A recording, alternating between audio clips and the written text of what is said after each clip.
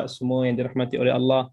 Saya tengok Masya Allah ada of course ramai daripada Malaysia, ada yang datang daripada Singapura, ada juga yang hadir daripada Brunei, dan Masya Allah kehadiran pada malam ini juga satu kehadiran yang sangat-sangat baik.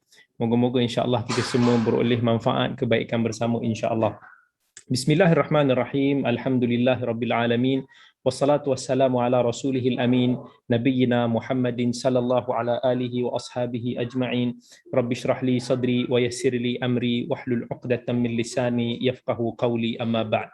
Alhamdulillah, pada malam ini akan bermula siri kita yang pertama sekali dalam satu siri yang banyak episodnya insya-Allah, yang mana bermula pada hari ini kita akan mula tadabbur Al-Quran, dan kita akan mulakan daripada surah Al-Fatihah dan juga diikuti dengan surah Al-Baqarah.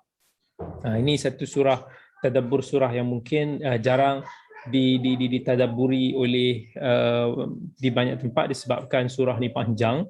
Kalau kita lihat, kebanyakan orang lebih suka untuk nak tadabbur surah-surah yang mereka biasa jadikan sebagai amalan ataupun surah-surah lazim daripada juzuk amma ataupun surah contohnya Al-Kahfi, surah-surah Al-Mulk yang biasa kita jadikan sebagai amalan dalam kehidupan. Tapi insya-Allah dalam siri kali ini adalah satu siri yang agak istimewa sebab kita akan tadabbur bersama surah yang paling panjang di dalam Al-Quran, iaitu surah Al-Baqarah, yang kita katakan boleh mencecah hampir 2,5 juzuk dan hampir mencecah 300 ayat, hampirlah.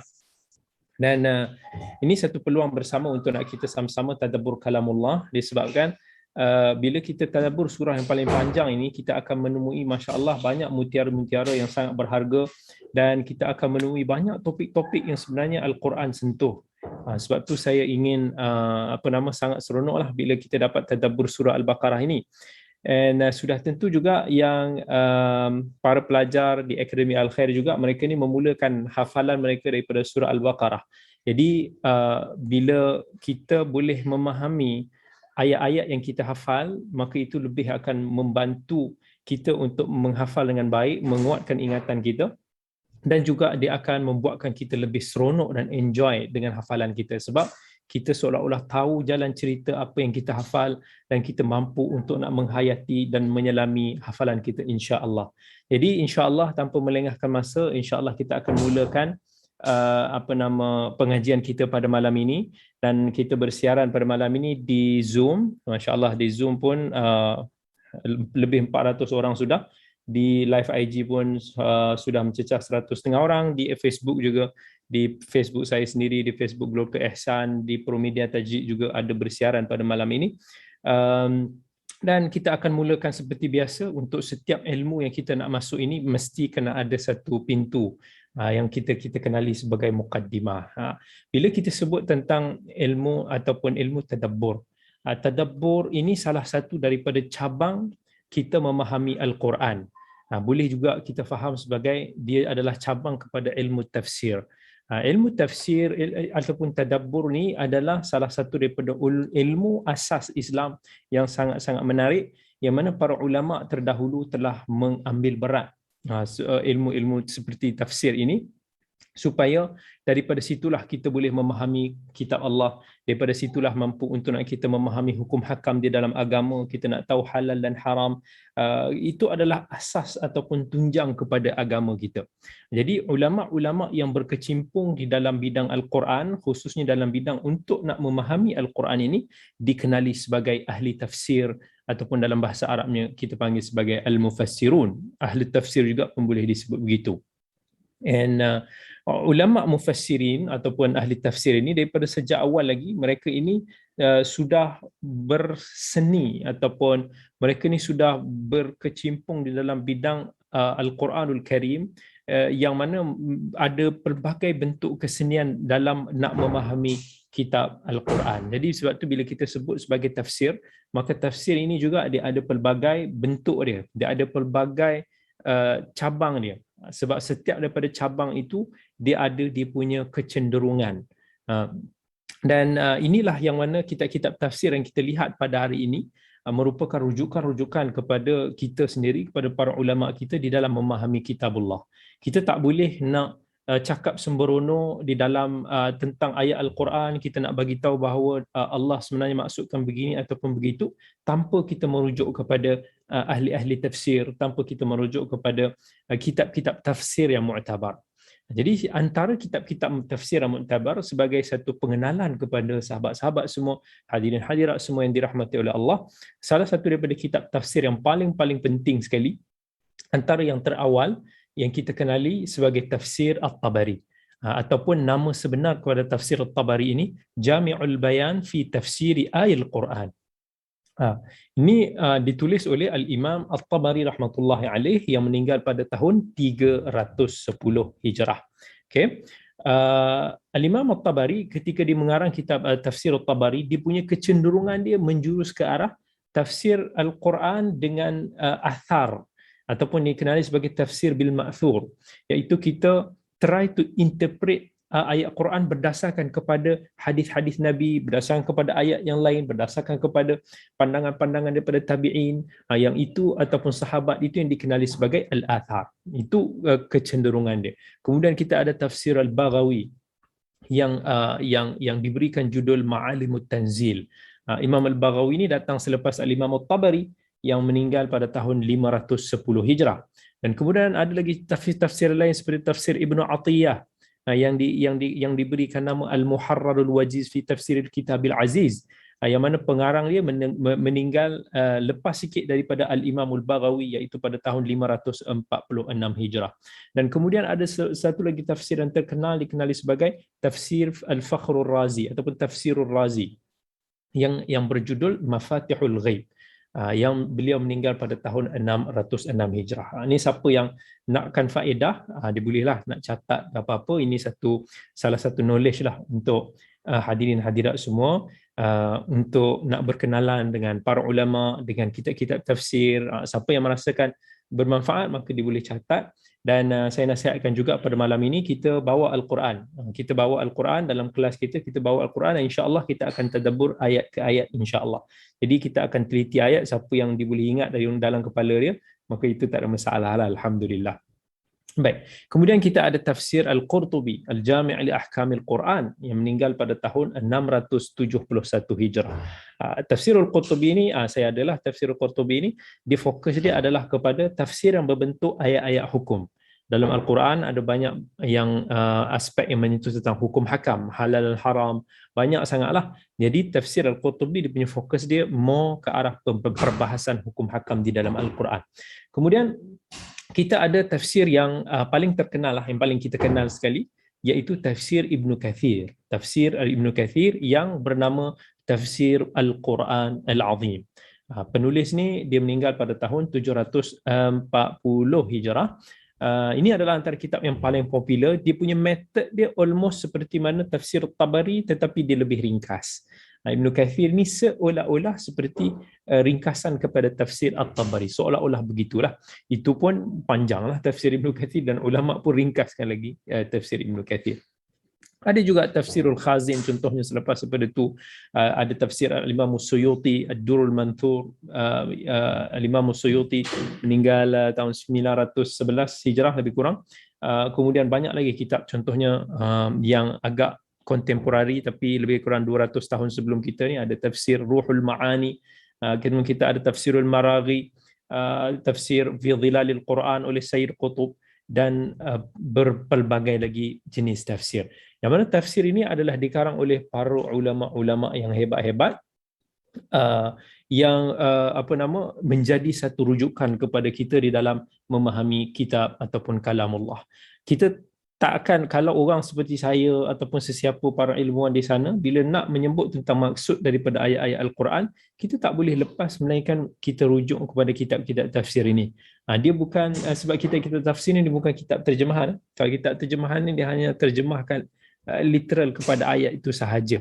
Tetapi kitab tafsir ini dia akan menyelongkar tentang mutiara-mutiara, intipati-intipati yang ada dalam Al-Quran. Ada yang contohnya fokus kepada aspek bahasa, ada yang fokus kepada aspek kesusastraan bahasa Arab, ada yang tafsirnya fokus kepada hadis-hadis ataupun athar, ada yang fokus kepada hukum hakam, ada yang fokus kepada tarbiyah ataupun ibrah yang kita boleh ambil, dan berbagai lagi bentuk fokus yang para ulama ketika membahaskan tafsir kitabullah, dan kesemua ini of course berlandaskan kepada disiplin ilmu Islam. Ini of course para ulama mereka telah lama belajar, mereka daripada sejak awal berpuluh-puluh tahun mereka belajar. Semuanya adalah untuk nak membantu kita semua memahami kitabullah. Dan pada kurun-kurun yang mutaakhir keluarlah satu, contohnya beberapa jenis tafsir yang baru, bukan pentafsiran baru tetapi beberapa pendekatan untuk memberikan kefahaman kepada masyarakat. Contohnya kita ada tafsir al-mawdu'i, iaitu tafsir al-mawdu'i ini iaitu tafsir, senang cerita, tafsir tematik. Tafsir yang mana mereka akan mencari topik-topik yang dibahaskan di dalam Al-Quran. Contohnya bila kita cerita tentang wanita di dalam Al-Quran, jadi kita akan cari ayat-ayat yang menceritakan segala aspek tentang kewanitaan. Itu akan dibahaskan secara tafsiriyah, dan kemudian akan kita kata diolah lagi dengan bahan-bahan yang lain daripada hadis dan sebagainya. Contohnya kalau kita nak mencari tentang miskin, fakir dan miskin dalam Al-Quran, kita nak mencari tentang pertanian menurut Al-Quran, ataupun kita nak mencari pembalasan ataupun hukuman di dalam Al-Quran, pelbagai boleh kita nak kupas daripada sudut itu. Dan saya sendiri ada satu kitab At-Tafsirul Mawdu'i yang panjang lah, saya boleh kata lebih daripada 1 meter dia punya tebal ya.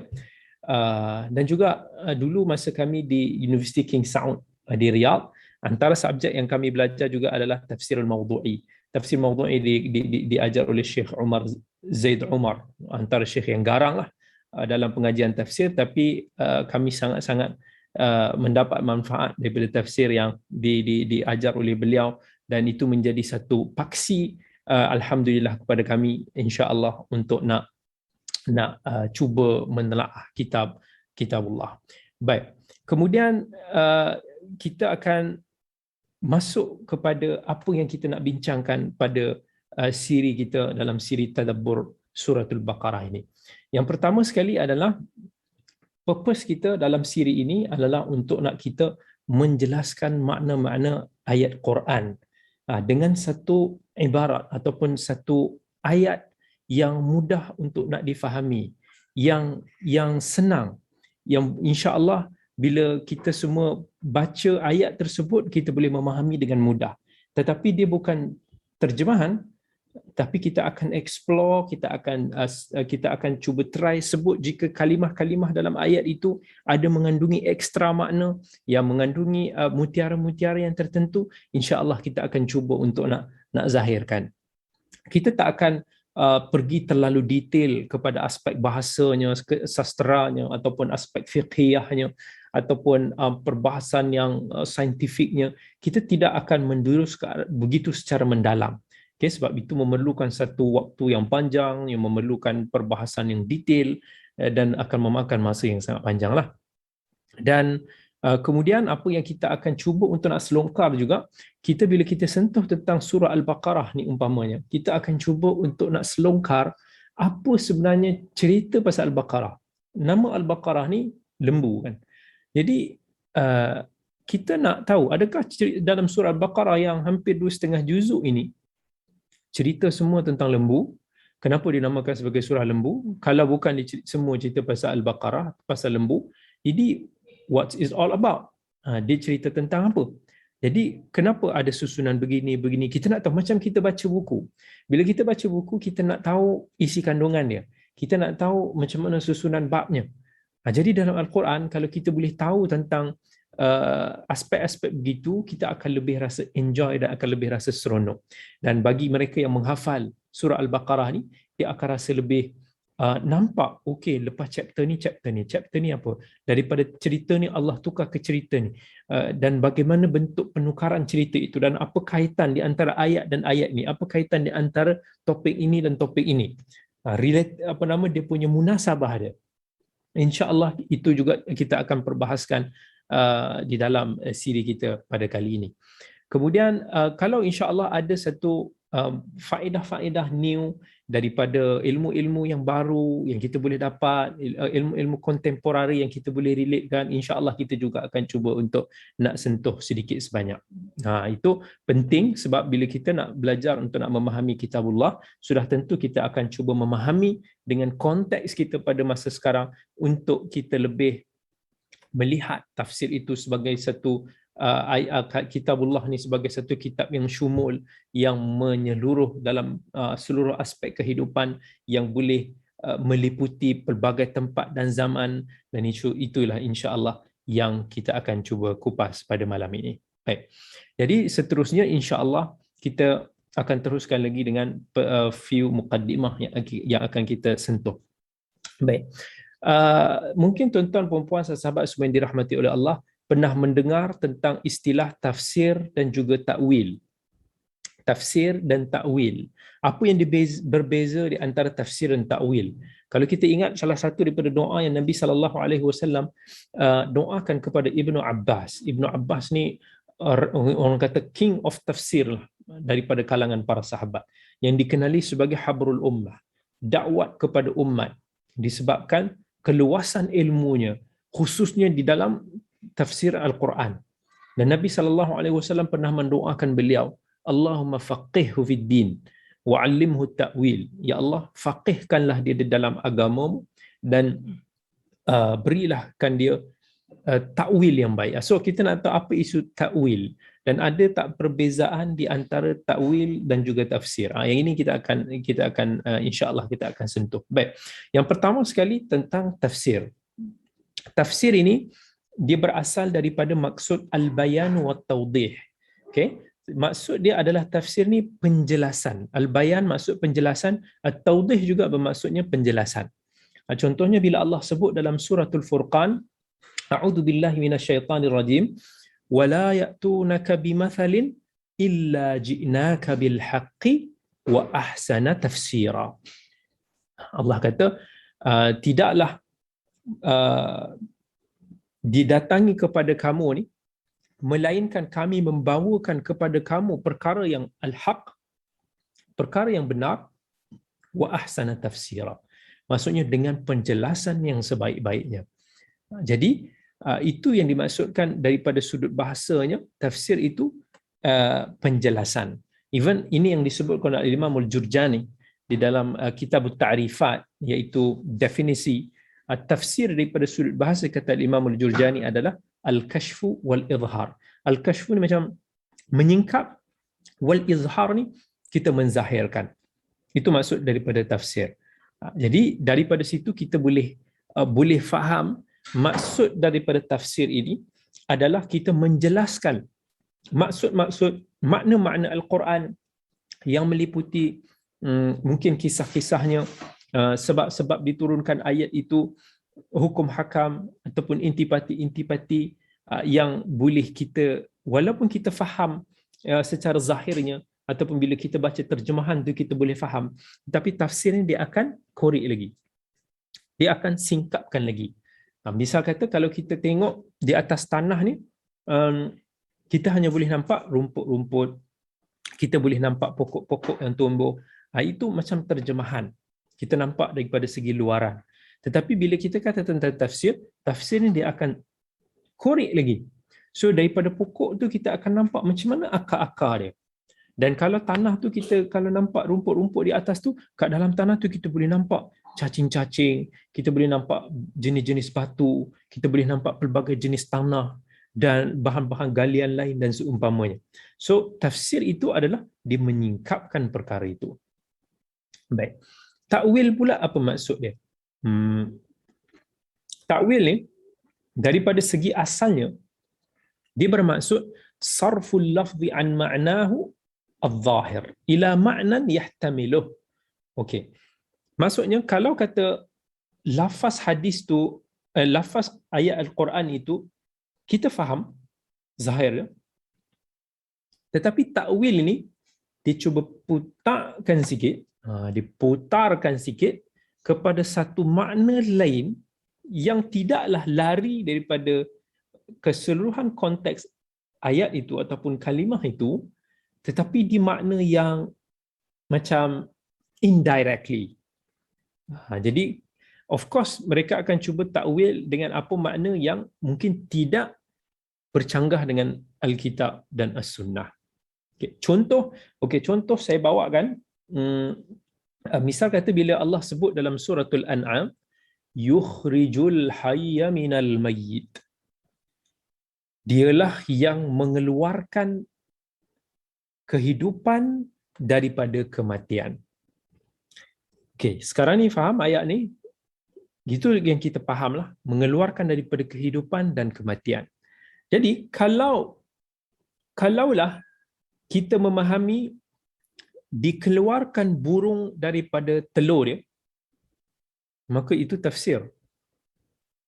Sebab burung itu adalah kehidupan. Telur ini adalah daripada fasa dia belum lagi hidup, proses yang sebelumnya. Jadi bila kita kata burung itu dikeluarkan daripada telur, maka dia menepati juga ayat yang Allah sebutkan ini, yukhrijul hayya minal mayyit. Betul juga apa yang Allah sebutkan dalam ni. Itu adalah tafsir. Tetapi kalau kita mengatakan bahawa mengeluarkan seorang mukmin itu daripada lembah kekufuran, ataupun kita mengeluarkan seorang itu daripada kejahilan kepada ilmu, maka yang itu kita panggil sebagai takwil. Disebabkan hidup itu is not makna yang direct kepada iman ataupun ilmu, tidak. Kematian itu juga bukan satu benda yang directly kita faham sebagai kekufuran ataupun sebagai kejahilan, tidak. Tetapi dia seolah-olah bahasa kiasan. Dia betul, maksudnya of course, orang kata kehidupan spiritual. Ilmu ni kehidupan spiritual. Iman ini juga kehidupan spiritual. Tetapi dia macam bukan makna direct daripada ayat itu yang kita panggil sebagai takwil. Boleh faham semua perbezaannya?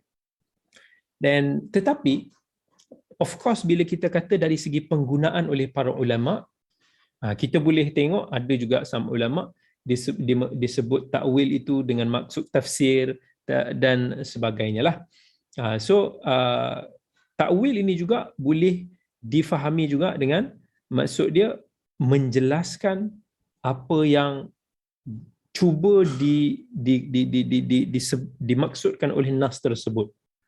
Contohnya bila Allah sebut dalam suratul A'raf, hal yanzuruna illa ta'wilah yawma ya'ti ta'wiluhu yaqulu alladhina nasuhu min qabl qad ja'at rusulu rabbina bil haqq fahal lana min syufa'a fayashfa'u lana aw nuraddu fa na'mal ghayra alladhi kunna na'mal qad khasiru anfusahum wa dhalla 'anhum ma kanu yaftarun. Maksudnya Allah kata, adakah mereka menunggu janji ataupun kesudahan ataupun akibat? Takwil kat situ Allah gunakan dalam konteks maksudnya kesudahan ataupun akibat ataupun balasan.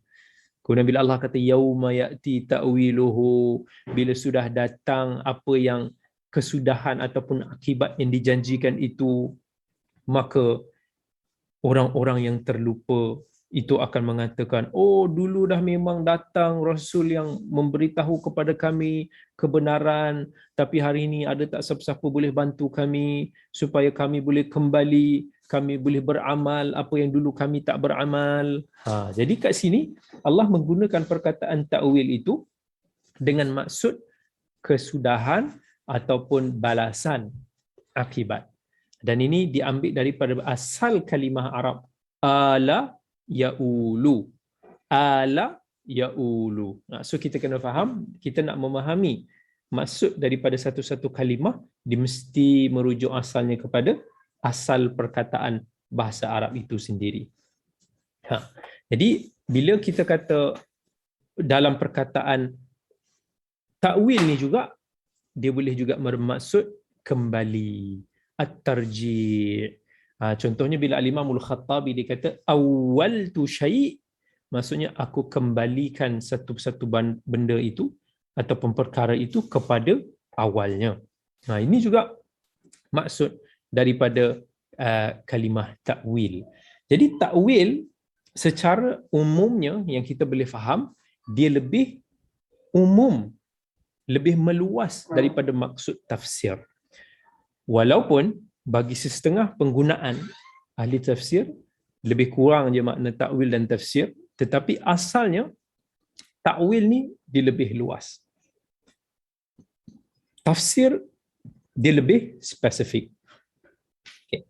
Sebahagian orang dia terbalik pula lah, dia melihat tafsir lebih umum, takwil lebih khusus. Itu daripada segi penggunaan. Okay. Jadi takwil itu adalah kita menjelaskan maksud daripada kalimah ataupun lafaz yang tidak direct, dan tafsir itu pula adalah kita menjelaskan direct maksud kepada kalimah ataupun lafaz tersebut. Okay. Sebahagian ahli tafsir, yes, dia ada mengatakan bahawa tafsir itu adalah kita memang sebut apa maksud itu secara confirm ataupun secara pasti. Tetapi sebahagian yang lain pula melihat bahawa dan mereka melihat takwil itu adalah benda yang bersifat bukan yakin, dia berbentuk sangka-sangkaan dhanni ataupun benda yang perlu kepada pentarjihan, pemberat untuk nak mengatakan maksud ayat ni begini.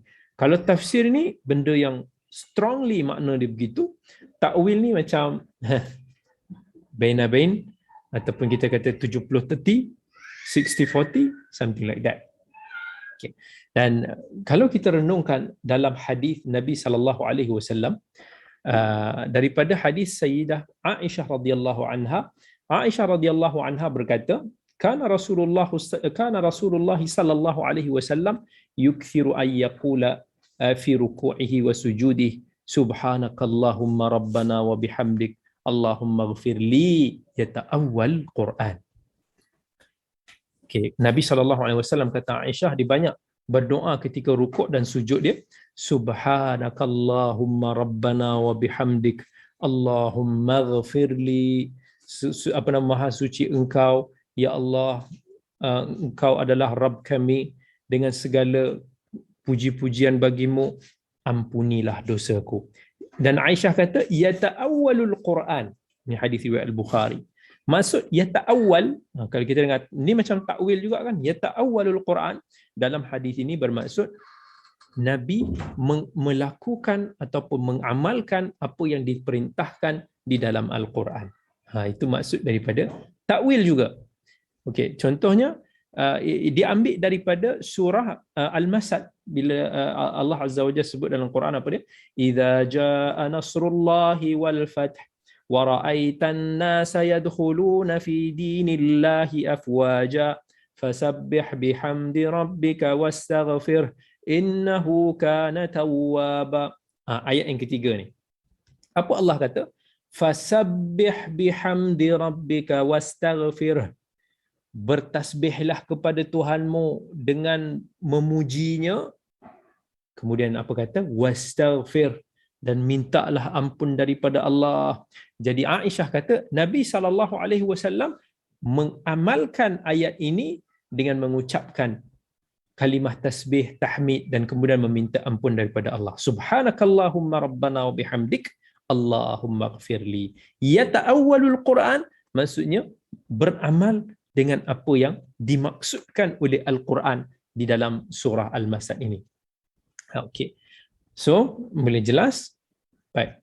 Kemudian kita akan sentuh sikit tentang jenis-jenis tafsir. Ini kita tak pergi panjang lah sebab perbahasannya panjang dan detail. Tetapi kita nak kenalkan kepada semua hadir-hadiran, para sahabat semua, jenis-jenis tafsir Quran.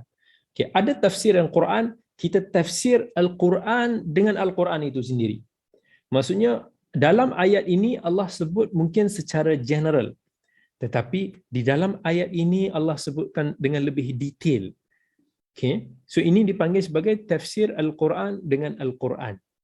Al-Quran saling sempurna menyempurnakan. So kita jangan bila kita nak petik daripada Al-Quran ni, kita petik satu petik ni, petik itu, kita tak melihat kepada konteks ayat itu, kita tidak melihat kepada keseluruhan ayat-ayat Al-Quran untuk nak maksudkan apa yang dikatakan dalam Al-Quran. Itulah yang menjadi salah faham di kalangan orientalis, mereka-mereka yang tidak memahami Al-Quran. Contohnya dipetik satu ayat, dia kata tengok dalam Al-Quran kata suruh kita bunuh orang kafir di mana sahaja mereka berada. So mereka tuduh Islam adalah agama keganasan. Ini disebabkan dia orang tarik satu, dia orang tidak melihat ayat itu tentang apa. Sebab itu penting dalam apa yang saya katakan, penting untuk nak kita mengetahui tentang tema-tema, topik-topik berkaitan ayat-ayat dan Al-Quran itu sendiri supaya jelas kepada kita, kita tak tersalah tafsir, kita tak tersalah memahami kalamullah. Dan Allah sendiri dalam surah Az-Zumar ada menyebut, Allahu nazzala ahsanal hadithi kitaban mutasyabihan mathaniya taqsha'irru minhu juludul ladina yakhshawna rabbahum thumma talinu juluduhum wa qulubuhum ila dzikrillah. Allah lah yang telah menurunkan ahsanal hadith. Bukan hadis Nabi ini lah, maksudnya ahsanal hadith, sebaik-baik ucapan, iaitu kitab Al-Quran. Dan Allah sebut, Allah perincikan kitaban mutasyabihan mathani. Apa maksud kitaban mutasyabihan mathani? Mutasyabihan yang kita tengok bersamaan. Maksudnya kita tengok ada dalam surah ni Allah cerita pasal ni, surah yang lain pun cerita pasal yang tu juga, tetapi mungkin dalam uslub yang berbeza. Mathani apa maksud ni? Mathani adalah benda yang berulang-ulang. Allah ulang benda yang sama. Sebab Al-Quran ni dia saling melengkapkan each other. Dan kerana itulah Allah kata, maka kulit-kulit kita yang mendengar ayat-ayat tersebut berasa takut kepada Tuhan, dan kemudian dia akan berlembut dan hatinya akan melembut kerana mengingati Allah. Okay? Dan begitu juga Allah Subhanahu Wa Taala, dia ketika menurunkan Al-Quran ke atas Nabi kita sallallahu alaihi wasallam, Allah dah bagi tahu, kami akan jelaskan apa ayat yang kami turunkan kepada wahai Muhammad, kami akan jelaskan. Mungkin dalam ayat-ayat yang lain. Okay? Sama ada menerusi Al-Quran itu sendiri ataupun menerusi wahyu yang diturunkan kepada Nabi kita Muhammad sallallahu alaihi wasallam. Apa Allah kata dalam suratul Qiyamah? La tuharrik bihi lisanaka lita'jala bih inna alaina jam'ahu wa qur'anah fa idza qara'nahu fattabi' qur'anah thumma inna alaina bayanah. Allah tegah Nabi kita sallallahu alaihi wasallam daripada tergesa-gesa untuk bila Allah nak turunkan ayat tu pada Nabi, jangan baca rushing, relax, dengar dulu. Macam kita kalau kita belajar ngaji daripada guru kita, jangan guru kita tengah baca, kita pun nak baca sekali. Jangan potong, relax, tunggu dulu, dengar dulu, hadam dulu. Allah kata, dan kemudian summa inna alaina bayanah. Dan kamilah yang akan menjelaskan nanti. Itu salah satu daripada pengertian Al-Quran itu sendiri, iaitu tafsir Quran dengan Al-Quran. Okay? Okay, kalau boleh faham yang ini, kita akan pergi kepada jenis tafsir yang kedua, iaitu tafsir Al-Quran menggunakan sunnah Nabi sallallahu alaihi wasallam yang sahih. Yang ini penting. Sebab siapakah manusia yang paling memahami kitabullah? Kita? No. Nabi kita Muhammad sallallahu alaihi wasallam. Beliau baginda adalah manusia yang paling terbaik sekali kalau nak menjelaskan apa yang dimaksudkan oleh kitabullah. Sebab Allah dah sebut dalam Al-Quran, dalam surah An-Nahl, Allah kata, wa anzalna ilaika dzikra litubayyana lin-nasi ma nuzzila ilaihim wa la'allahum yatafakkarun. Kamilah yang menurunkan kepada Muhammad Al-Quran supaya apa? Litubayyana lin-nas, supaya kamu boleh jelaskan kepada manusia manuzzila ilaihim, apa yang diturunkan kepadamu. Maksudnya, macam mana Nabi SAW jelaskan kepada kita? Bila Nabi jelaskan kepada kita, itulah hadis Nabi SAW. Maka tidak seharusnya bagi sesiapa, kalaulah sudah datang ada satu hadis yang sahih daripada Nabi SAW yang menjelaskan tentang ayat-ayat Al-Quran, tiba-tiba kita ubah dan kita lari daripada maksud tersebut. So kita kena faham apa yang Nabi nak sampaikan ini dan boleh difahami oleh para sahabatnya itulah kefahaman yang kita kena ambil. Jangan kita pergi ambil kefahaman-kefahaman yang Nabi tak maksudkan. It is mustahil Nabi SAW berdusta. Mustahil Nabi SAW cuba nak memperdayakan para sahabat dengan memperkatakan tentang satu perkara yang para sahabat tak faham. Ataupun mereka faham benda lain, tiba-tiba kita pula faham benda lain. Nah, ini banyak teori-teori yang kita bawa sekarang ni. Sebab kita anggap sahabat tak faham. Kita boleh ada satu persepsi bahawa Nabi tak jelaskan kepada sahabat betul-betul apa maksud dia. Tiba-tiba kita faham ada bahasa-bahasa kod asing. Ini macam orang buat teori-teori akhir zaman, orang duk putar-putar maksud hadis Nabi SAW ni dengan menganggap bahawa sahabat banyak tak faham. Seolah-olah Nabi SAW tak mampu nak jelaskan perkara itu kepada para sahabat radhiyallahu anhum. Baik, yang itu yang kedua. Yang ketiga adalah kita nak memahami ataupun mentafsirkan Al-Quran itu dengan bahasa Arab. Quran diturunkan dalam bahasa Arab. Allah dah sebut wa innahu latanzilu rabbil alamin nazala bihi ar-ruhul amin ala qalbika litakuna minal munzirin bilisanin arabiyyin mubin. Itulah Al-Quran yang diturunkan oleh Rabb bagi sekalian alam. Nazala bihi ar-ruhul amin, yang dibawa oleh malaikat Jibril ala qalbik, kepada hatimu wahai Muhammad, supaya kamu boleh jadi orang yang memberikan peringatan bilisanin arabiyyin mubin, dengan lisan Arab yang jelas. Allah sebut lagi dalam surah yang lain, inna anzalnahu qur'anan arabiyya la'allakum ta'qilun. Dalam surah Az-Zukhruf Allah kata inna ja'alnahu qur'anan arabiyyan la'allakum ta'qilun. Kamilah yang menurunkan, kamilah yang menjadikan Al-Quran itu di dalam bahasa Arab, semoga kamu boleh berfikir. Al-Quran adalah bahasa yang paling indah, definitely. Okay.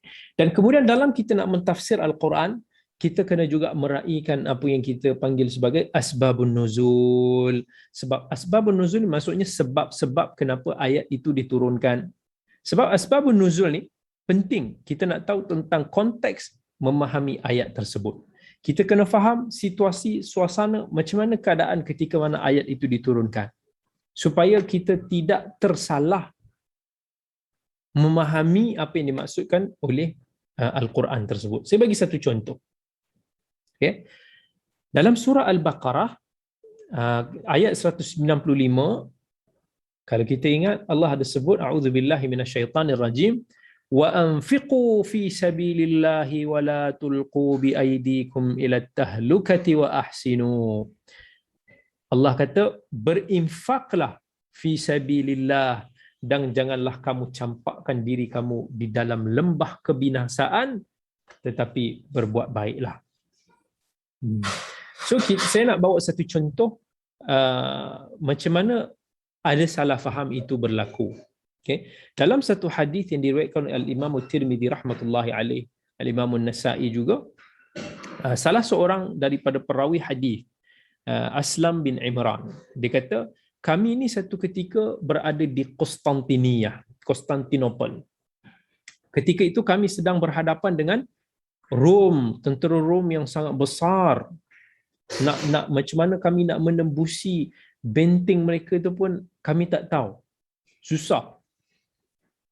Maka masa itulah ada seorang lelaki daripada kalangan tentera Islam yang dia kata, aku akan bukakan laluan. Maksud itu dia pilih jalan mati tu. Dia akan pergi macam seolah-olah dilontarkan ke dalam musuh untuk nak bukakan pintu tu, ataupun untuk nak memecah belahkan pertahanan tentera Rom. Dan ketika itu ada orang bertempik ataupun menjerit, dia kata, subhanallah, alqa biyadihi ila tahlukah. Mereka ini dia telah mencampakkan dirinya ke dalam lembah kebinasaan. Maka salah seorang daripada sahabat Nabi SAW, Abu Ayyub Al-Ansari, dia pun betulkan balik orang-orang yang kata lelaki tersebut mencampakkan diri dalam kebinasaan. Seolah-olah lelaki tersebut salah perbuatan dia, seolah-olah macam dia sengaja membunuh diri. Tapi Abu Ayyub ditegur, dia kata, wahai manusia, kamu telah mentakwil ayat ini, sedangkan ayat ini diturunkan kepada kami orang Ansar, ketika mana Allah telah memuliakan kami dengan agamanya. Ketika agama ini sudah memiliki ramai pengikut, kami sudah merasakan kejayaan. Maka satu hari itu kami saling berkata antara kami lah, kawan-kawan ni, inna amwalana qad da'at falau anna aqamna fiha wa aslahna ma da'a minha. Sesungguhnya harta kami dah banyak habislah. Kita dah banyak gunakan harta kita di jalan agama Allah. Kan, kalaulah kita stop sekejap, kita cuba untuk nak fokus, nak cover balik kita punya duit-duit yang kita dah belanjakan di jalan Allah itu, maka Allah turunkan ayat ini. Allah turunkan ayat ini untuk nak menegur sekelompok daripada para sahabat Nabi SAW. Allah kata, wa anfiqu fi sabilillah. Kamu jangan berhenti. Jangan berhenti daripada nak berinfak, membelanjakan harta kamu di jalan Allah. Teruskan membelanjakan hartamu di jalan Allah. Wala tulqu bi aydikum ila tahlukah. Janganlah kamu campakkan diri kamu di dalam lembah kebinasaan. Maksudnya kebinasaan yang dimaksudkan dalam ayat itu, asbab nuzulnya adalah, maksudnya bila kita berhenti daripada berlaku baik, kemudian daripada kita duk kejar akhirat, kita kejar ke dunia, itulah kebinasaan. So Abu Ayyub Ansari yang memahami tentang asbab nuzul ayat ini ditegur kepada beberapa orang tentera Islam yang mungkin tersilap di dalam memahami ayat Al-Quran tersebut. Okay. Kemudian kita ada tafsir Quran bil athar, bil ma'thur, apa yang sahih daripada pandangan-pandangan para sahabat dan tabi'in. Sebagaimana yang dikatakan oleh Al-Imam Ibn Kathir, kalaulah kita tidak menjumpai tafsiran itu di dalam Al-Quran, kita tidak menjumpai tafsiran itu di dalam hadis-hadis sunnah Nabi SAW, kalaulah kita tidak mendapati tafsirannya ada ditafsirkan oleh para sahabat, maka para ulama akan kembali ataupun merujuk kepada pandangan-pandangan tafsir daripada kalangan ulama at-tabi'in, seperti Mujahid bin Jabr, seorang anak murid kepada Ibn Abbas yang hebatlah dalam bidang tafsir, Sa'id bin Jubair, Ikrimah, Ata bin Abi Rabah, Al-Hasan al-Basri, Masruq, Sa'id bin al-Musayyib, Qatadah, Ad-Dhahhak, dan tabi'in yang terkenal. Ini semua nama-nama yang kalau kita buka contohnya tafsir Ibn Kathir, tafsir At-Tabari, tafsir Al-Baghawi, kita akan mendapati ini nama-nama yang sinonim yang biasanya akan menukilkan pandangan-pandangan tafsir mereka.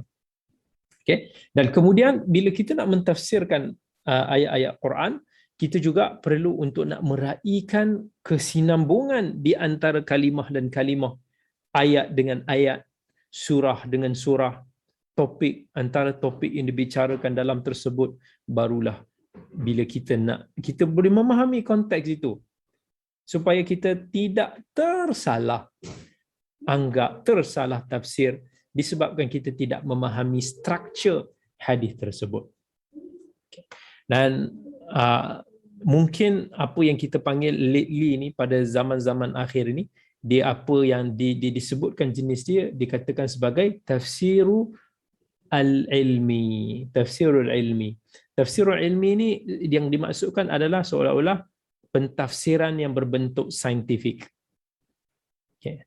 Walaupun kita kata ini satu metodologi yang baik untuk nak menjelaskan bukti-bukti kebenaran Al-Quran itu, sebagaimana Allah sebut dalam surah An-Naml, wa qulil hamdulillah sayuriikum ayatihi fata'rifunaha wa ma rabbuka bighafilin amma ta'malun. Ucapkan alhamdulillah, Allah akan menunjukkan kepada kamu tanda-tanda kekuasaannya, ayatihi, dan kamu akan tahu.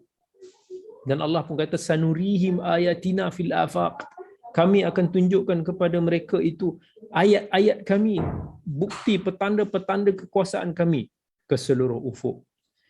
Itu memang sangat dituntut. Tetapi kita jangan sampai over extreme di dalam menjadikan seolah-olah Al-Quran itu kitab saintifik. Sampai kita mentakwilkan ayat-ayat tersebut terlalu berlebihan. Kita takwilkan ayat tersebut di luar daripada maksud dia. Kita kena ingat bahawa Al-Quran adalah kitabun hidayah. Satu kitab yang memberikan hidayah kepada kita. Wa nazzalna 'alaikal kitaba tibyanan likulli syai'in wa hudan wa rahmah. Al-Quran adalah kitab huda, petunjuk, kitab rahmah, wa busyra lil muslimin, dan kitab-kitab yang membawakan kegembiraan kepada umat Islam. Al-Quran adalah kitab zalikal kitabu la raiba fih hudan lil muttaqin. Dia adalah kitab yang membawa petunjuk kepada orang-orang yang bertakwa. Jadi Al-Quran ni kitab petunjuk. It's not about scientific. Walaupun saya ingatlah sekitar lebih kurang adalah dalam 1000 ayat yang membicarakan ayat-ayat berkaitan dengan saintifik. Mungkin sebab lebih daripada 80% daripada ayat-ayat ini telah dibuktikan secara saintifiknya kebenaran Al-Quran, dan selebihnya ada yang kita tak tahu, kita tak boleh tahu lagi secara saintifik. Contohnya tentang kehidupan jin, kita tak tahu banyak lagi tentang alam-alam ghaib yang tidak boleh dibukti dengan saintifik, kematian yang tak boleh kita nak kupas daripada sudut saintifik. So, tetapi banyak aspek-aspek saintifik dalam Al-Quran itu sudah dibuktikan kebenarannya. Jadi walaupun kita kata dalam sekitar 20% yang kita tidak tahu tentang kesaintifikannya, tetapi disebabkan 80% ini semua betul, maka sudah pasti ia mendatangkan keyakinan kepada kita 20% ini juga apa yang diberitakan Allah itu adalah betul. Tapi kita kena ingat, jangan kita over di dalam menjadikan saintifik ini sebagai tafsir Al-Quran.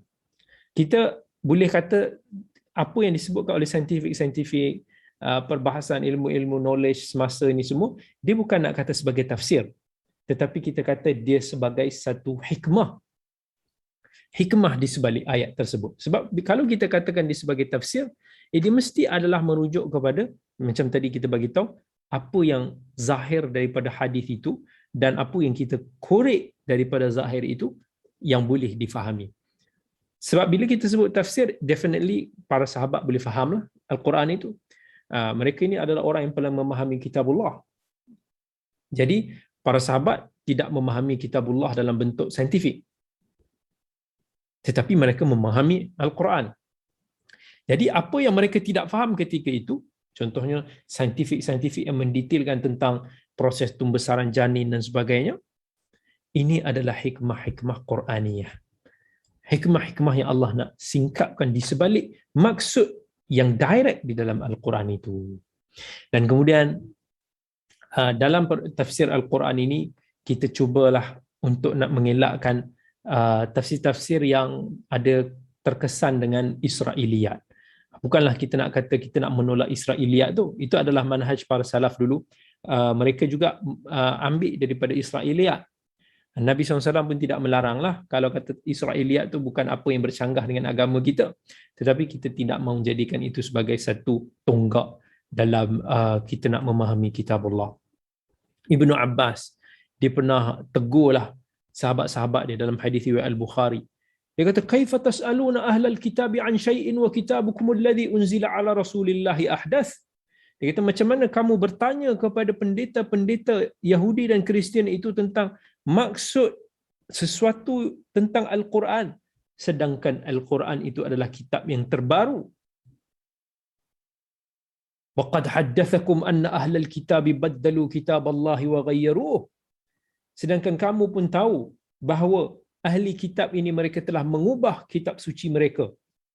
Mereka telah menulis kembali kitab suci mereka dengan tangan mereka sendiri. Kemudian mereka mendakwa ini semua datang daripada Allah. Liyashtaru bihi thamanan qalila, kerana habuan dunia yang sedikit. Ala yanhaakum ma ja'akum minal ilm an mas'alatihim. La wallahi ma ra'ayna minhum rajulan yas'alukum 'anil ladzi unzila 'alaikum. Ibnu Abbas menegah sahabat-sahabat dia untuk nak menjadikan rujukan, nak memahami kitabullah ini dengan kita merujuk kepada ahli kitab sebagai sandaran. So Israiliyat ni kita boleh tengok-tengok daripada sudut kita kata sebagai dessert lah. Tetapi dia bukanlah makanan ruji kita di dalam kita nak memahami kalamullah. Okay? Jadi itu adalah apa yang kita nak sentuh sikit sebanyak tentang muqaddimah di dalam tafsir. Jadi kita akan masuk kepada tafsir suratul Fatihah. Kita mestilah surah Al-Baqarah ni surah yang kedua. Surah Fatihah surah yang pertama. Takkanlah kita nak langkah pergi ke surah Al-Baqarah tanpa kita nak bicarakan tentang surah Al-Fatihah, surah pembuka. Yang ini kita akan sentuh secara sikit sebanyak, tak banyak insya-Allah. Sebab surah Al-Fatihah cuma ada 7 ayat. Jadi kita akan kupas sikit sebanyak. At least lepas ni bila kita salat, kita baca Al-Fatihah, cuba kita memahami dan selami apa yang kita pelajari pada hari ini insya-Allah. Pertama sekali, surah Al-Fatihah adalah surah yang pertama di dalam Al-Quran. Di dalam susunan mushaf lah.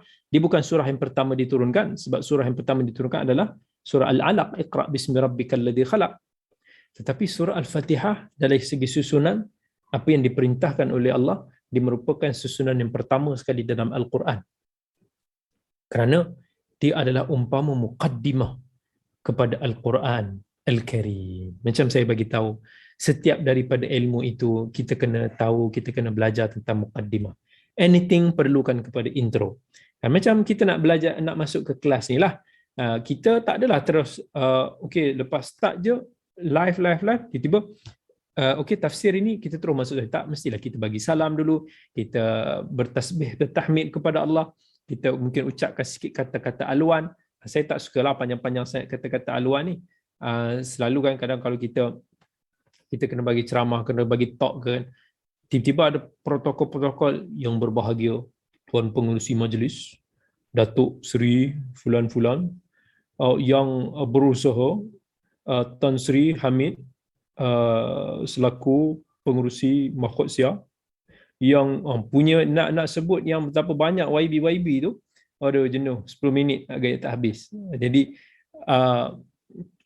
saya suka pendek-pendek je lah. Assalamualaikum warahmatullahi wabarakatuh. Okey, yang dikasihi contohnya para penganjur, para hadirin hadirat semua. Secara ringkas macam tu dalam beberapa saatnya. Saya tak suka intro yang terlalu panjang. Tapi istilah dia adalah setiap perkara memerlukan kepada intro. Jadi intro kepada Al-Quran ni adalah suratul Fatihah, juga tidak panjang, just nice.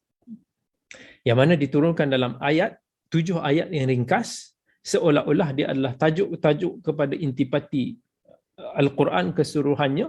Kerana itulah Allah sifatkan dalam suratul Fatihah dalam Al-Quran, Allah kata walaqad atainaka sab'an minal mathani wal Qur'anal azim. Kami telah turunkan datangkan kepada kamu 7 minal mathani. Kita akan explain apa maksud mathani, wal Qur'anal azim, dan Quran yang agung. Kenapa surah Al-Fatihah? Surah Fatihah ni ada beberapa nama lah. Ada dinamakan sebagai Fatihah, dinamakan sebagai Ummul Kitab, dia dikenali sebagai Suratul Hamd. Kenapa dia dikenali sebagai surah Al-Fatihah? Kata Imam Al-Qurtubi rahmatullahi alaih, dinamakan sebagai surah Al-Fatihah kerana dia seolah-olah merangkumi keseluruhan daripada intipati Al-Quran. Kerana di dalam surah Al-Fatihah itu mengandungi pujian-pujian kepada Allah, yang menyifatkan Allah dengan segala kesempurnaan dan segala keagungan. Dalam surah Al-Fatihah mengandungi aspek ibadah yang mengajar kita tentang al-ikhlas, yang mengiktiraf tentang kelemahan diri kita yang memerlukan kepada pertolongan daripada Tuhan kita. Di dalam surah Al-Fatihah yang mengandungi jalan memohon petunjuk, jalan yang lurus daripada Allah Rabbul Alamin, dan memohon keselamatan daripada tergelincir akidah kita, akhlak kita, suluk kita daripada mereka-mereka yang sesat, mereka-mereka yang dimurkai oleh Allah. Jadi surah Al-Fatihah ini adalah rumusan intipati kepada isi kandungan Al-Quran. Surah Tauhid, surah Ikhlas, surah Ibadah, surah Hidayah. Surah yang paling agung di dalam Al-Quran. Dalam hadis Nabi SAW, daripada Abi Sa'id bin Al-Mu'alla, dia kata satu hari ni aku sedang bersalat, kemudian Nabi SAW panggil aku. Masa tu aku tengah salat, tapi dia kata aku tidak menyahut seruan Nabi. Kemudian Rasulullah sallallahu alaihi wasallam pun cakap kat dia, kenapa kamu tak menyahut? Bukankah Allah Subhanahu wa taala telah sebut istajibu lillahi war rasul walir rasuli idza da'akum, dalam suratul Anfal Allah dah kata sahutlah panggilan Allah dan Rasulnya jika mereka memanggil kamu. Tapi kemudian Nabi kata, kamu nak tak aku ajar kepada kamu satu surah yang paling agung di dalam Al-Quran sebelum kamu keluar daripada masjid. Kemudian sebelum dia keluar daripada masjid, Abi Sa'id ni, dia pun datang ke Rasulullah, dia kata, ya Rasulullah, tadi kamu kata kamu nak ajar aku satu surah yang paling agung dalam Al-Quran. Apakah surah itu? Maka Nabi pun ajar surah Al-Fatihah. Alhamdulillahi Rabbil Alamin. Nabi kata, hiya sab'ul mathani wal Qur'anul azim alladhi utituh. Dia adalah sab'ul mathani, Quran yang agung yang aku diberikan. Jadi kata Al-Imam Ibn Hajar rahmatullahi alaih, surah yang paling agung, maksud surah Al-Fatihah sebagai surah yang paling agung disebabkan ini adalah surah yang paling besar pahala dia. Walaupun mungkin surah-surah lain lebih panjang, tetapi kerana maksud-maksud dia yang menyeluruh. Kerana ini yang kita bawa, kita bacakan di dalam salat kita berulang-ulang kali. Maka dia adalah surah yang paling hebat sekali. Al-Mathani. Mathani, sab'ul mathani. Apa yang dimaksudkan sab'ul mathani? Surah Al-Fatihah, kata Nabi, dalam Al-Quran juga sebutkan dia adalah sab'ul mathani. Al-Mathani diambil daripada perkataan at-tathniyah. Daripada istilah pujian. Maksudnya bila kata sab'ul mathani, 7 pujian. Sebab apa? Sebab surah Al-Fatihah ni selalu diulang-ulang di dalam solat. Dan surah Al-Fatihah dimulakan Alhamdulillahi Rabbil Alamin. Dimulakan dengan puji-pujian kepada Allah Rabbul Alamin. Jadi, sab'ul mathani, Nabi SAW berkata, aku diberikan surah Al-Fatihah dan Al-Quran Al-Azim. Dan sebahagian daripada para mufassirin mengatakan bahawa Allah Subhanahu wa taala memberikan kepada Nabi kita Muhammad sallallahu alaihi wasallam surah Al-Fatihah, Allah juga memberikan kepada Nabi kita sallallahu alaihi wasallam Quran yang agung. Maksudnya Fatihah itu sebahagian daripada Al-Quran, tetapi disebabkan keagungan surah Al-Fatihah, maka disebut Al-Fatihah itu secara berasingan daripada Al-Quran itu sendiri. Tak ada masalah dalam uslub bahasa Arab untuk nak ada uslub pengulangan untuk nak menunjukkan keagungan sesuatu perkara itu. Itu sifat Al-Quran itu sendiri kan. Dan surah Al-Fatihah juga dinamakan sebagai Ummul Quran. Ummul Quran. Apa maksud Ummul Quran? Ibu kepada Al-Quran. Okay. So ibu kepada Al-Quran ini kenapa dinamakan sebagai ibu kepada Al-Quran? Disebabkan kita ni datang daripada siapa? Kita ni datang daripada ibu kita. Kan kita keluar daripada rahim ibu kita. Jadi seolah-olah surah Al-Fatihah ni adalah ibu kepada Al-Quran. Segala-gala isi-isi tentang Al-Quran ini datang daripada surah Al-Fatihah. Segala rangkuman maksud-maksud dalam Al-Quran ini datang daripada surah Al-Fatihah. Kita pun tahu dalam surah Al-Fatihah mengandungi puji-pujian bagi Allah. Al-Quran mengandungi sangat banyak puji-pujian kepada Allah. Al-Quran, dan kita melihat dalam Al-Quran, iyyaka na'budu wa iyyaka nasta'in, dalam aspek ibadah. Dalam Al-Quran menceritakan everything is about ibadah kita kepada Allah Rabbul Alamin. Everything is about how kita nak menjadi hamba Allah. Di dalam Al-Quran mengandungi janji-janji Allah, balasan-balasan Allah. Ini semua maksud yang ada di dalam Al-Quran bila mana dalam surah Al-Fatihah, bila mana kita memohon jalan petunjuk daripada Allah Rabbul Alamin. Dalam hadis Nabi SAW, Nabi kata, man salla salatan lam yaqra fiha bi ummil Qur'ani fahiya khidaj. Hadis riwayat Muslim. Nabi bagi tahu sesiapa yang salat tetapi dia tidak membaca Al-Fatihah, Ummul Quran, Nabi sendiri yang bagi nama Al-Fatihah ni Ummul Quran, fahiya khidaj ghairu tamam. Nabi kata maksudnya solatnya tidak sempurna. Okay. Sebab apa kata Nabi SAW dalam sebuah hadis qudsi, Allah Azza wa Jalla berfirman, qasamtu salata baini wa baina 'abdi nisfain. Aku membahagikan salat itu antara aku dan hamba aku dua belah. Dalam surah Al-Fatihah ada dua part. Ini hadis riwayat Muslim. Allah kata fa idza qala al-'abdu alhamdulillahi rabbil alamin, dan apabila kita tengah salat kita baca alhamdulillahi rabbil alamin, sebenarnya Allah menjawab hamadani abdi. Allah dengan kekuasaannya. Jangan kita samakan Allah macam kita. Jangan kita fikir kalau aku solat di ni solat takkanlah Allah nyaut semua. Kita tak tahu macam mana Allah menyahut. Kan itu adalah apa yang sesuai, yang layak dengan keagungan daripada Allah. Maka bagaimana Allah menyahut? Tapi bila Allah kata, Nabi bagi tahu kita, Allah akan menyahut setiap daripada bacaan Al-Fatihah kita. Bila kita baca alhamdulillahi rabbil alamin, Allah akan sebut, Allah akan balas hamadani abdi. Hamba aku sangat-sangat menyanjung memuji aku. Dan apabila kita membaca Ar-Rahmanir Rahim, Allah akan balas asna alayya abdi. Hamba aku memuji aku. Dan bila kita baca Maliki Yaumiddin, Allah akan balas majjadani abdi. Hamba aku seolah memuliakan aku. Bila kita baca Iyyaka na'budu wa iyyaka nasta'in, maka Allah akan jawab, ini adalah antara aku dengan hamba-Ku, dan untuk hamba-Ku apa yang dia minta. Sebab bila kita lepas daripada ni, kita nak minta kepada Allah. Kita akan kemudian separuh yang kedua daripada Al-Fatihah, kita minta kepada Allah, ihdinas siratal mustaqim siratal ladzina an'amta alaihim ghairil maghdubi alaihim waladdallin. Maka Allah akan balas, ini adalah untuk hamba-Ku. Wali abdi ma sa'al, dan untuk hamba aku apa yang mereka pinta. Nampak tak? Sebenarnya masa kita salat, Allah respon kepada kita. Tapi kita kena khusyuklah. Kita kena menghayatilah apa yang kita baca, seolah-olah kita sedang berinteraksi dengan Allah, dan Allah dia akan membalas setiap daripada permintaan kita. Setiap daripada bacaan surah Al-Fatihah kita. Surah Al-Fatihah, sahabat-sahabat semua, jangan main-main. Surah Al-Fatihah ni surah ruqyah. Surah yang kita boleh meruqyahkan diri kita sendiri, kita boleh meruqyahkan orang lain. Kita tak perlu kepada mentera yang pelik-pelik.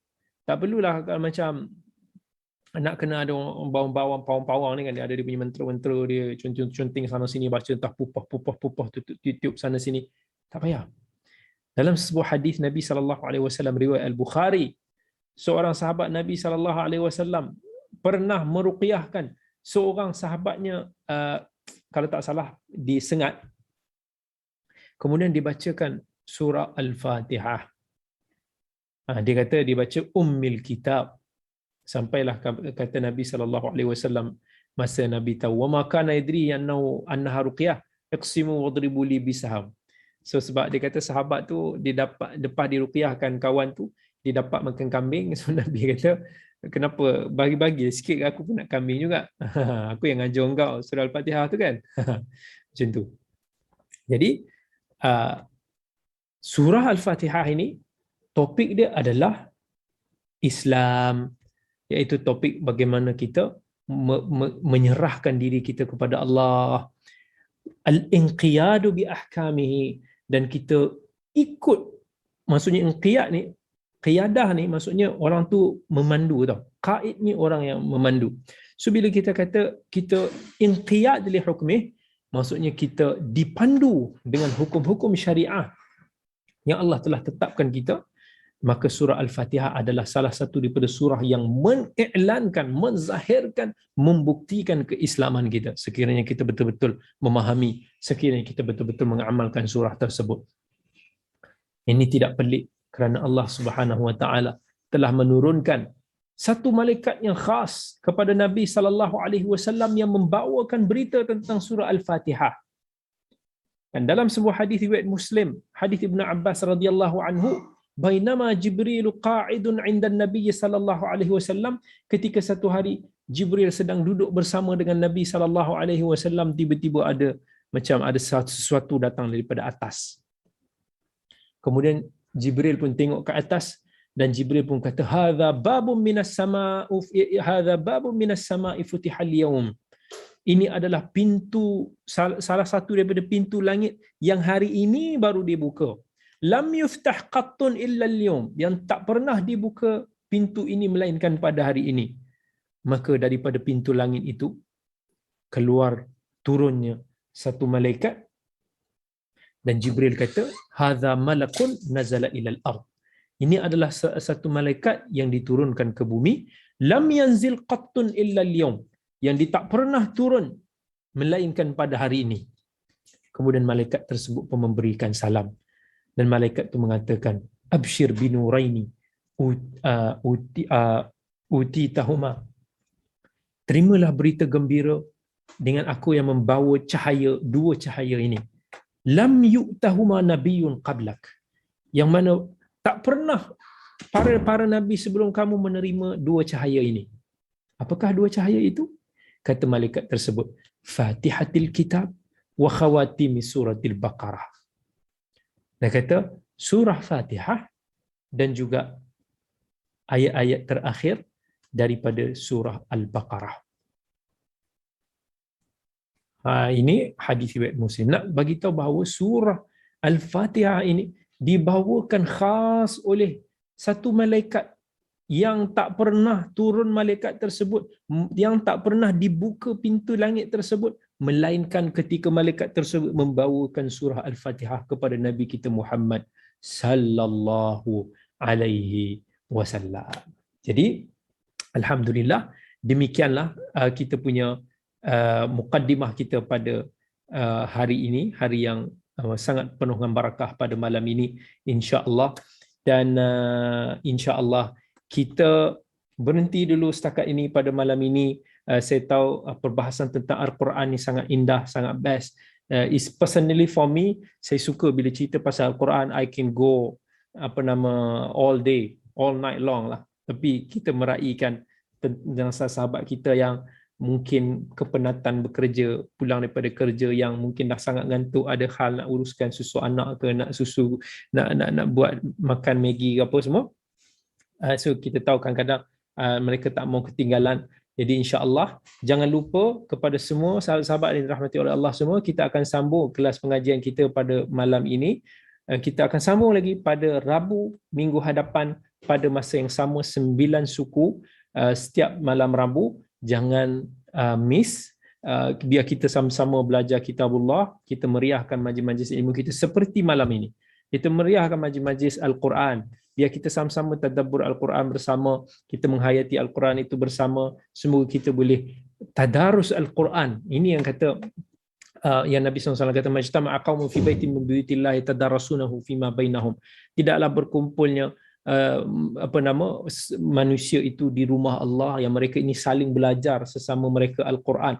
Yang Allah kata dan Nabi kata akan turun kepada mereka sakinah, ketenangan.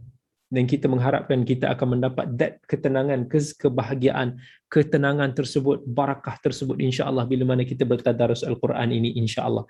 Buat sahabat semua yang bertanya adakah link yang sama, insya-Allah di link yang sama. Kalau siapa yang nak mengikuti di Zoom, siapa yang nak mengikuti di live IG pun boleh diikuti di live IG. Begitu juga siapa yang nak mengikuti di Facebook, kita ada Facebook Global Ihsan, kita ada Facebook saya sendiri, kita ada juga siaran di Facebook Pro Media Citaji. So kita ada banyak sumber. So insya-Allah jalan tu dah ada, tinggal kepada kita sahaja untuk nak konsisten kita bersama insya-Allah. Ingat, jalan kita ni masih panjang. Surah Al-Baqarah surah paling panjang. Jangan miss. InsyaAllah moga-moga kita istiqamah dan konsisten sampai ke akhirnya biiznillah. Jadi saya ucapkan terima kasih banyak kepada Pertubuhan Global Ihsan Malaysia selaku penganjur, yang mana saya juga penasihat kepada Pertubuhan Kebajikan ini, dan kepada mungkin ramai juga daripada pelajar-pelajar Akademi Al-Khair yang cuba untuk bersama dengan kita pada malam ini nak memahami apa yang kita dah hafal, yang kita dah belajar. InsyaAllah minggu depan kita sambung lagi. Jangan ke mana-mana, sekadar ini sahaja dulu pada malam ini. Aqulu qawli hadha wa astaghfirullahal azim li wa lakum. Wassalamualaikum warahmatullahi wabarakatuh. Terima kasih banyak-banyak.